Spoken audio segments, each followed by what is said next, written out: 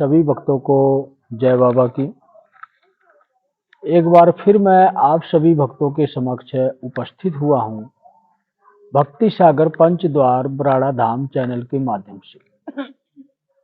देखो, महाकुंभ को लेकर मेरी तरफ से कुछ चेतावनी है सभी लोगों के लिए।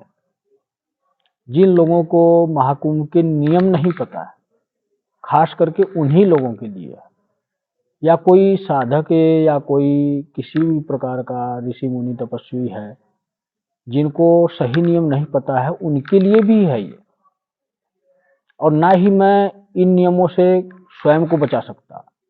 जो नियम है वो सब पर लागू होता है, चाहे स्वयं मैं ही क्यों ना हो। तो सभी लोगों के लिए ये चेतावनी स्वरूप है ये, और इसका आपको पालन करना चाहिए। मेरा रिक्वेस्ट है सभी साधु महात्माओं से, सन्यासियों से, ऋषि मुनियों से, चाहे वो किसी भी पंथ से हो, चाहे नागा साधु महात्मा हो या अन्य किसी भी प्रकार के साधु संत महात्मा किसी भी श्रेणी से आते हो, उनसे सभी से मेरा ये निवेदन है कि वो भी इसी मार्गदर्शन के हिसाब से ही चले। मैं ये नहीं कहता कि मैं अपने आप में एक श्रेष्ठ हूँ, लेकिन मैं ये आभार व्यक्त करना चाहता हूँ जो बाबा श्री त्रिलोक भारती जी की तरफ से संदेश आ रहा है, उनका यही संदेश आ रहा है स्पष्ट लफ्जों में कि इन नियमों का पालन किया जाए। और जो इन नियमों का पालन नहीं करेगा उसका सर्वनाश हो जाएगा। सर्वनाश का मतलब शिव के प्रकोप से उस व्यक्ति को कोई बचा नहीं सकता। महाकुंभ के जो नियम हैं, इन नियमों का हर व्यक्ति को पालन करना ही करना पड़ेगा। अगर आप नहीं करते हैं तो शिव के प्रकोप से आपको कोई नहीं बचा सकता। कहीं ना कहीं आप दोषी पाए जाओगे, चाहे आप साधु सन्यासी हो, चाहे किसी मठ के अधिकारी ही क्यों ना हो।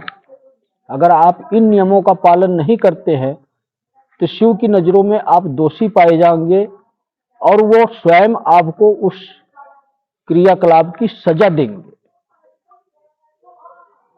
नियम क्या है, मैं आप लोगों को यह समझाता हूं कि महाकुंभ में जो पहला शाही स्नान है, ये सिर्फ उच्च श्रेणी के, उच्च कोटि के साधु संतों के लिए, चाहे वो ऋषि मुनि हो, तपस्वी हो, या नागा साधु हो या घोरी साधु हो।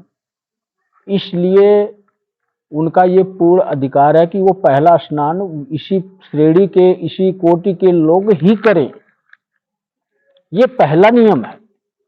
अन्य किसी को इसमें प्रवेश नहीं करना चाहिए, नहीं तो शिव के प्रकोप से उनको कोई बचा नहीं सकता। ये शिव की तरफ से संदेश है, समझ लो आप, जो कि बाबा श्री त्रिलोक भारती जी दे रहे हैं। दूसरा स्नान जो होता है ये उन साधु संतों और सन्यासियों के लिए होता है जो समाज के बीच में रहते हुए अपना जीवन भक्ति के मार्ग पर चला रहे हैं। मेरा कहने का मतलब है ये है कि जो साधु संत किसी गांव में रहते हुए अपना मठ बनाए हैं, चाहे मठ हो या कोई मंदिर हो, जो इस प्रकार के साधु संत हैं वो सिर्फ दूसरे स्नान में जाते हैं। चाहे वो अपने पारिवारिक जीवन में रहते हुए ही जप तप भक्ति क्यों ना कर रहे हों, उनको भी ये अधिकार नहीं है कि वो पहली श्रेणी में आए। पहली श्रेणी में कहने का मतलब सिर्फ उच्च कोटि के ही जाते हैं, और दूसरी श्रेणी में समाज के बीच में रहने वाले साधु संत महात्मा या अन्य किसी भी प्रकार के साधक, चाहे एक परिवार में रहने वाला ही साधक या तपस्वी क्यों ना हो, इन सभी लोगों को दूसरी श्रेणी में ही अधिकार प्राप्त होता है। लेकिन इतना आप ये भी याद रखें कि अगर आप किसी परिवार से जुड़े हुए हो और उस परिवार में अपनी पत्नी के साथ रहते हो, इन सब क्रियाकलापों के साथ अगर आप पूजा, भक्ति, हवन, यज्ञ या कोई भी प्रक्रिया आप भक्ति का मार्ग अपनाते हो और इस कर्म के द्वारा आप तपस्वी या साधु संत महात्मा की श्रेणी में आते हो, तो इतना आप याद रखें कि आपको ये अधिकार नहीं प्राप्त होता है कि आप दूसरे स्नान में जाओ। क्योंकि पारिवारिक जीवन में रहते हुए अगर हम ये कार्य करते हैं तो हमें भी जो है इस दोष से कोई मुक्त नहीं कर सकता, शिव के प्रकोप से कोई मुक्त नहीं कर सकता। इसमें थोड़ी सी उलझन वाली बात आ रही है, आप लोगों की समझ में नहीं आ रहा होगा, क्योंकि अनेकों प्रकार के साधु महात्मा सन्यासी होते हैं। स्पष्ट लफ्जों में मैं आपको यह समझाना चाहता हूं कि उच्च कोटि के साधु संतों महात्माओं को छोड़कर जो बचते हैं, समाज में रहते हुए जो मठ बनाए हुए हैं, चाहे वो किसी गांव के आसपास क्यों ना हो, वहां जो अकेला साधु संत सन्यासी रह रहा है साधु समाज के बीच में, जिसके पास उसकी अपनी कोई पत्नी नहीं है, स्वयं को अकेला है, वो परमात्मा को समर्पण कर चुका है, इस प्रकार के साधु संतों महात्माओं को ही अधिकार होता है दूसरे स्नान में जाने का।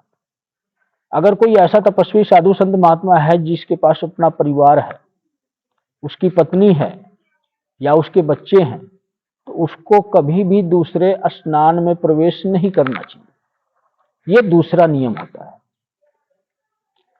तीसरा नियम जो होता है, इसमें जो वैवाहिक जीवन को व्यतीत करते हुए साधु महात्मा संत या ऋषि मुनि तपस्वी चाहे कोई भी हो, किसी भी प्रकार के तपस्वी आते हों, जिसके पास अपना परिवार है खुद का, उसको अधिकार प्राप्त होता है तीसरी श्रेणी में, यानी कि तीसरे स्नान में उसको ये अधिकार प्राप्त होता है। जिस प्रकार मैं हूं, मेरे पास भी अपना परिवार है, मेरी पत्नी है, मेरे बच्चे हैं, लेकिन फिर भी मैं भक्ति के मार्ग पर चलते हुए, यज्ञ का अनूठा तरीका अपनाते हुए स्वयं एक तपस्वी जीवन व्यतीत कर रहा हूं। मैं तीनों श्रेणी में आता हूं, लेकिन मेरे पास पत्नी है, मेरा विवाह हुआ है, मेरे बच्चे हैं, इसलिए मुझे पहली और दूसरी श्रेणी में स्नान करने का अधिकार बिल्कुल भी नहीं, खो चुका हूं ये अधिकार मैं। तो मेरा भी यही अधिकार है कि मैं तीसरी श्रेणी में, तीसरे स्नान में ही महाकुंभ के स्नान का आनंद प्राप्त कर सकूं, फल प्राप्त कर सकूं।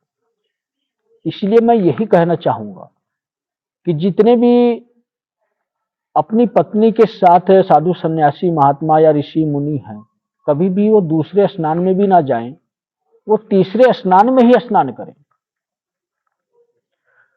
और इसी के साथ साथ तीसरे स्नान में ही वो लोग शामिल होते हैं जो घर के बुजुर्ग लगा लो या माता पिता लगा लो, जो अपने परिवार में रहते हुए सांसारिक जीवन को व्यतीत करते हुए धर्म के मार्ग पर चल रहे हैं, परमात्मा के दिखाए हुए रास्ते पर चल रहे हैं, जिन्होंने गुरु धारणा की हुई है।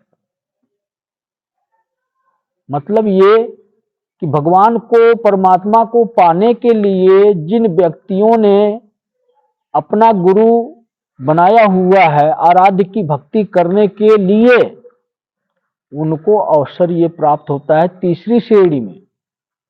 मेरे जैसे तपस्वियों के साथ उनको ये अवसर प्राप्त होता है। तो मैं यही कहना चाहूंगा साफ लफ्जों में कि इसके अलावा अन्य कोई भी व्यक्ति सांसारिक जीवन व्यतीत करने वाला इस तीन स्नान में ना जाए। अगर वो ऐसी कोई गलती करते हैं, पहला स्नान, दूसरा स्नान और तीसरा स्नान, इन तीनों स्नान में अगर वो प्रवेश करते हैं तो उनको पाप ही नहीं महापाप लगता है, जिसको हम कहते हैं शिव का प्रकोप, शिव की तीसरे नेत्र की प्रकोप दृष्टि, जिसको हम प्रकोप के नाम से जानते हैं। जब तीसरा नेत्र खुलता है तो शिव का प्रकोप बरसता है अग्नि के माध्यम से, तो उससे हमें नहीं बचा सकता। शिव ने श्रेष्ठ ये नियम बनाए हुए हैं सत्य सनातन धर्म के कि जो मेरे जितना नजदीक होगा उसी प्रकार के से उसको महाकुंभ में स्नान करने का, गंगा में पवित्र होने का अवसर प्राप्त होगा। जो चौथी श्रेणी होती है, चौथी श्रेणी में किसी भी परिवार का व्यक्ति, चाहे वो माता पिता हो या बच्चे हों, श्रद्धा भाव के साथ महाकुंभ की भूमि को प्रणाम करते हुए, नमन करते हुए गंगा जमुना सरस्वती को स्नान करने का अवसर अगर उनको मिलता है तो चौथी श्रेणी, पांचवी श्रेणी में, छठी श्रेणी में जाने का अवसर उनको मिलता है। लेकिन जब भी जाएं तो अच्छे स्वभाव के साथ जाएं। जहां तक कि यही मेरा मानना है कि चौथी श्रेणी में भी जो पवित्र लोग हैं, पवित्र लोग का मतलब क्या, जिसका मन पवित्र हो जाता है, जिसका मन पवित्र हो जाता है वो परमात्मा से जुड़ जाता है, किसी न किसी उसकी शक्ति से जुड़ जाता है। चाहे उसका आराध्य कोई भी हो सकता है, कोई सा भी, किसी भी प्रकार का देवी देवता हो सकता है। जो सच्चाई के मार्ग पर चलता है, छल कपट त्याग दे देता है और अपना स्वार्थ नहीं रखता है किसी काम में, निस्वार्थ भाव के साथ अपना जीवन व्यतीत करता है, इस प्रकार के लोगों को चौथी श्रेणी में ही, चौथे स्नान में ही उनको यह अवसर प्राप्त होता है। अन्य किसी लोगों को यह अवसर प्राप्त नहीं होता है। लेकिन अगर कोई जाता है महाकुंभ में, वहां स्नान करता है चौथी श्रेणी में ही, तो कोई ऐसी बात नहीं है, शिव आपसे रुष्ट नहीं होंगे, आपको ही उतना ही फल देंगे जितना उस व्यक्ति को देंगे।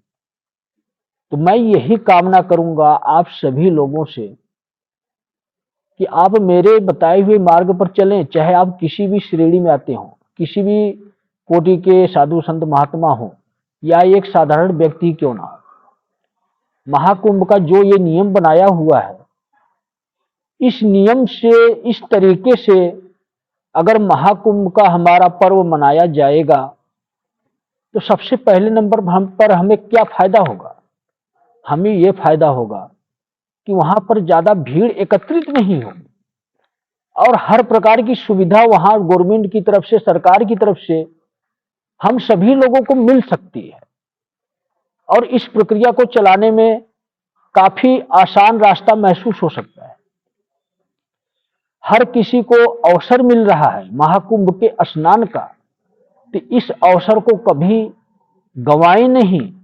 कोशिश करें कि धर्म के मार्ग पर चले और हिंदू धर्म जो प्रतीक है सत्य सनातन धर्म का, उसकी ध्वजा को लहराए। तो बोलो हर हर महादेव, हर हर महादेव, जय शिव शंकर महाकाल।